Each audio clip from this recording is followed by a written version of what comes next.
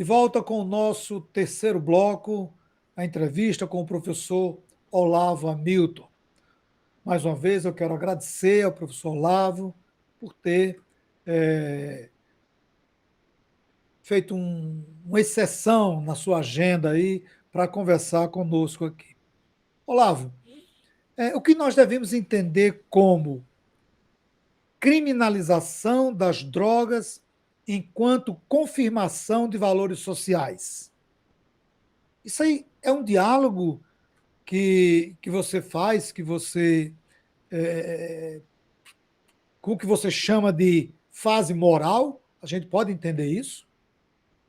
Sim, Lemuel, é interessante. Nessas três fases, a fase moral, a fase objetiva, né, e a fase bélica, elas acabam coincidindo com três aspectos diferentes da criminalização simbólica. Então, no início da criminalização das drogas, que aí vai de 1917 até o início da década de 70, você tem uma criminalização simbólica no sentido de confirmação de valores sociais. O que é que isso significa?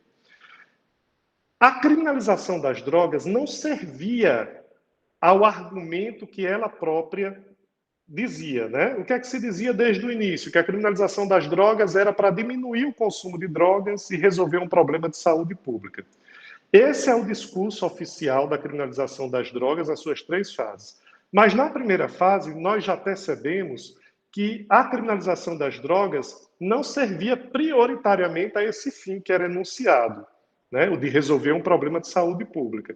Servia a um outro fim, a de confirmação de valores sociais. Confirmação de valores sociais, aí nesse caso de uma classe que a gente pode identificar muito claramente na classe média, rural, protestante e inculta norte-americana, que começava a perder de uma forma muito rápida o prestígio político para a industrialização e para a imigração, e que pretensamente nativa resolveu criminalizar muitas das condutas de tudo que havia de novo, né, e de pecaminoso na sociedade norte-americana. Então, nessa fase, eles buscaram a criminalizar a cocaína, buscaram a criminalizar o ópio, que era relacionado aos trabalhadores imigrantes chineses.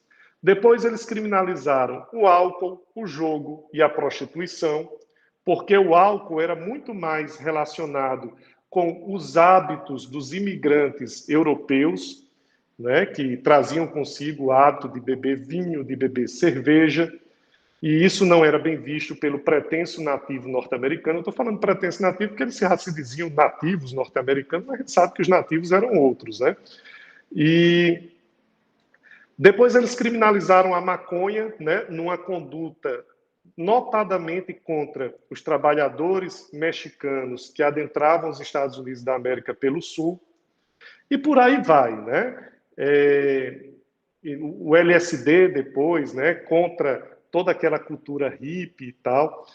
Então, você percebe que havia um padrão moral cultural do homem branco, classe média, rural, protestante norte-americano, e que esse padrão começou a ser imposto pela lei. Até hoje, nos Estados Unidos da América, a prostituição é crime na maioria dos estados. Até hoje, nos Estados Unidos da América, beber no meio da rua é crime na maioria dos estados. Até hoje, nos Estados Unidos da América, o jogo é crime na maioria dos estados. Então, existe uma conotação moral muito grande nessa primeira fase. Não era para resolver um problema de saúde pública. A lei não cumpria essa finalidade. A lei cumpria uma outra finalidade. Era rotular como certo um determinado estilo de vida, estilo ascético de vida, e rotular como criminoso um outro estilo de vida, mais associado à prostituição, ao jogo, à bebida, né, à maconha, à cocaína. Então era disso que tratava a lei. A lei servia a esses propósitos, não para resolver um problema de saúde pública que não resolveu, né? Mas muito mais para impor um determinado padrão de comportamento moral a toda a sociedade civil norte-americana. Olavo, e a legislação álibi ou criminalização álibi? O que seria isso? É mais um diálogo que você estabelece com uma dessas fases que você trabalhou no início da sua obra?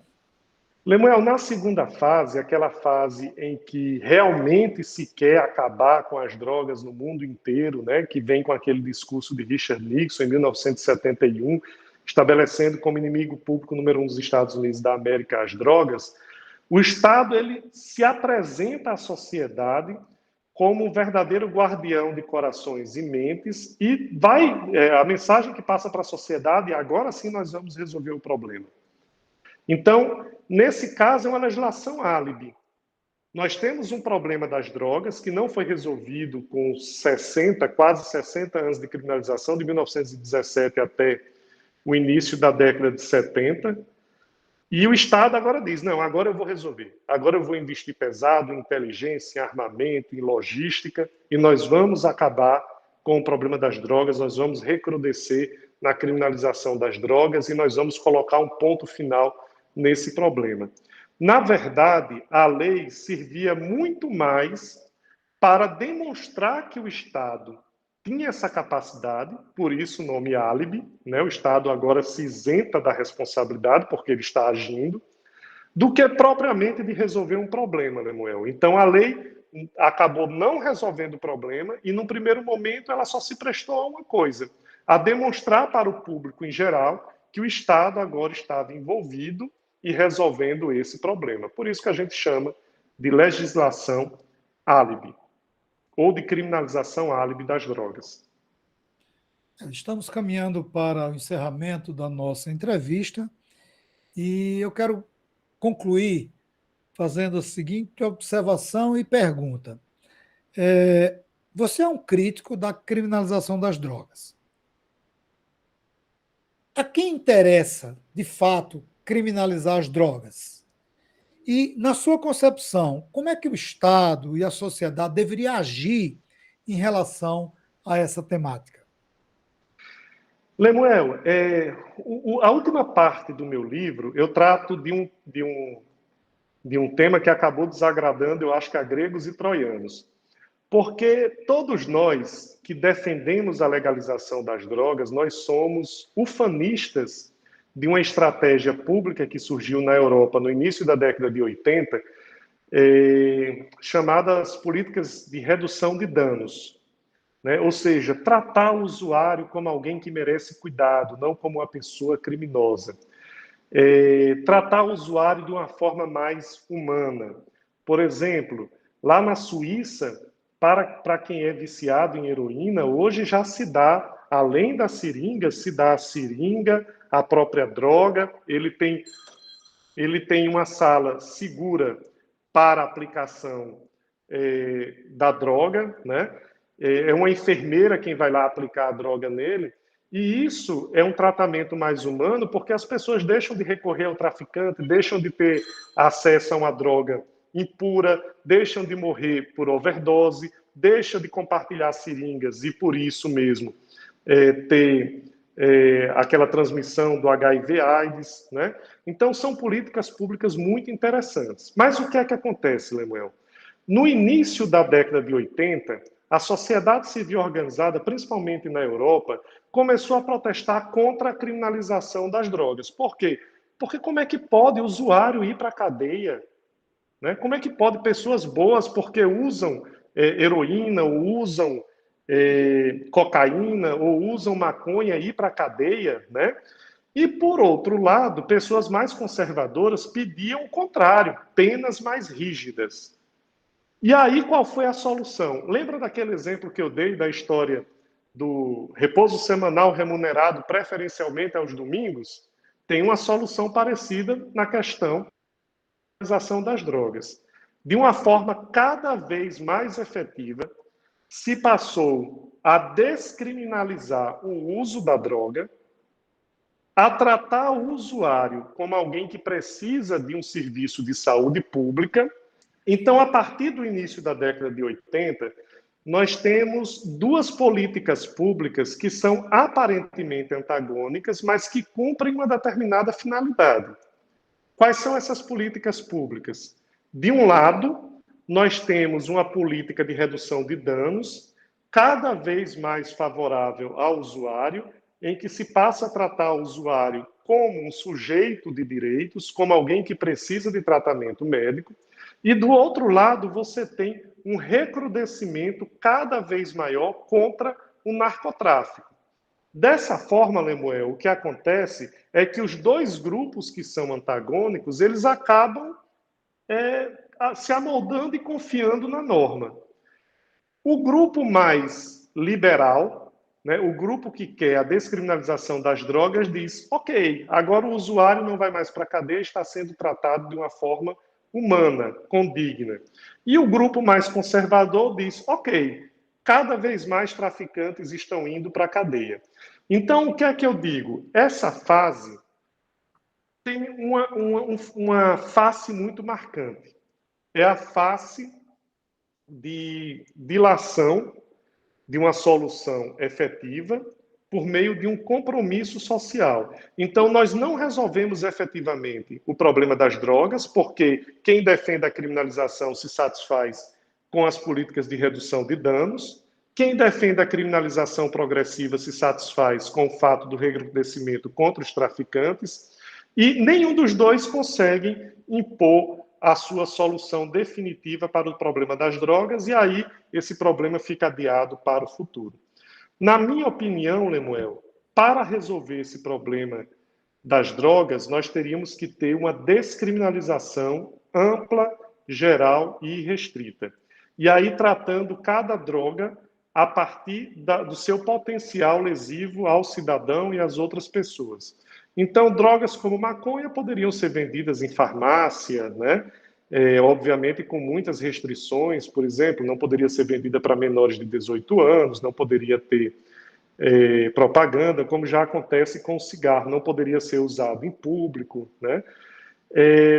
Cocaína poderia ser da mesma forma, já heroína, crack e outras substâncias que são mais perigosas, essas deveriam ficar sob controle absoluto do Estado e só poderiam ser ministradas às pessoas que já fossem efetivamente viciadas, usuárias dessas substâncias. Olavo, eu abro para você, amigo, fazer suas considerações finais. Lemuel, eu gostaria que tudo que eu falei aqui fosse encarado não como uma defesa da droga, eu jamais defenderia a droga, mas contra um protesto contra a criminalização das drogas, o que é completamente diferente. E eu sei que a mobilização social é muito importante para que nós possamos efetivamente sair desse problema.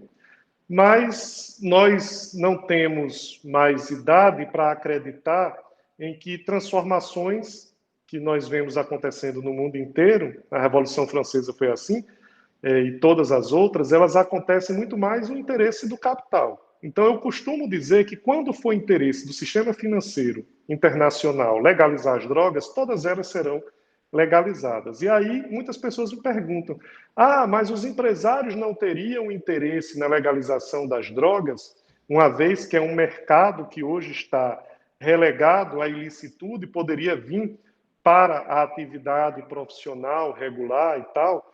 Eu acredito que boa parte do empresariado, sim, é o que a gente percebe nos Estados Unidos da América agora com esse processo todo de legalização da maconha e do volume de recursos que a legalização da maconha tem permitido àquele país, inclusive com o recolhimento de impostos, né?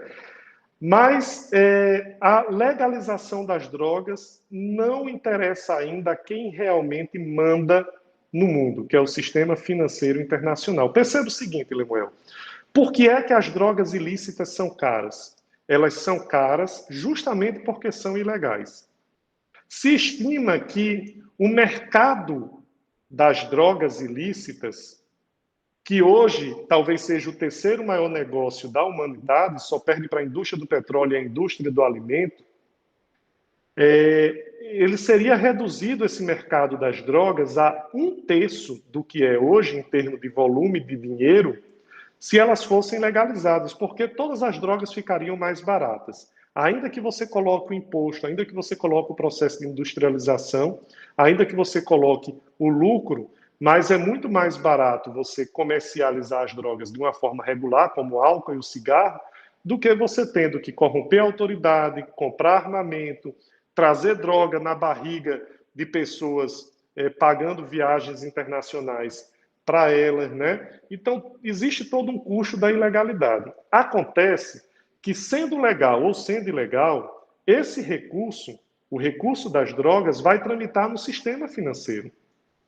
Nenhum narcotraficante guarda dinheiro dentro do colchão ou debaixo do colchão. Vai guardar nos bancos. Então, todo esse volume de recursos, que representa o terceiro maior negócio da humanidade, tramita regularmente ou irregularmente nos bancos. E quando, por acaso, os governos conseguem pegar parte desse dinheiro, esse dinheiro continua nos bancos, ele só muda de dono, né? Mas continua no sistema financeiro. Então, não é do interesse do sistema financeiro internacional a legalização das drogas, porque isso significaria para esse mesmo sistema financeiro uma perda expressiva de volume de recursos tramitando nos bancos. No dia que se achar uma solução para isso, ou seja, legalizar as drogas e se permanecer no patamar alto de volume de recursos financeiros tramitando nos bancos, pode ter certeza, Lemuel, que as drogas serão legalizadas, porque, infelizmente, quem continua mandando no mundo é o dinheiro, e se hoje as drogas são consideradas criminalizadas, a maioria delas é porque há o interesse do capital em sua criminalização. No mais, amigo, eu gostaria de lhe agradecer esse espaço para tratar de um debate, de um tema tão importante para todos nós, que afeta a vida de todos nós, independente de você ser a favor ou contra a criminalização das drogas, de ser ou não usuário de droga, mas todos nós somos, de alguma forma, afetados por isso. Por isso, porque nós vivemos em uma sociedade que é violenta e muito boa parte dessa violência vem do processo de criminalização das drogas e da estrutura do Estado e do narcotráfico nessa guerra irracional. Eu espero muito ainda viver o bastante para ver a racionalidade voltar a esse tema e ver todas as drogas sendo legalizadas e sendo tratadas como um negócio e como um problema de saúde pública, como já é com o álcool, como já é com o cigarro e como já é com alguns medicamentos que são extremamente nocivos à saúde, mas que, paciência, as pessoas precisam usar. Muito obrigado. Obrigado, Olavo. Uma aula espetacular, viu? Aprendi muito e vou refletir sobre alguns pensamentos que eu tinha em relação a essa temática. Eu agradeço ao professor Olavo pela participação e agradeço a você também por acompanhar a nossa programação. Até o próximo programa. Um forte abraço.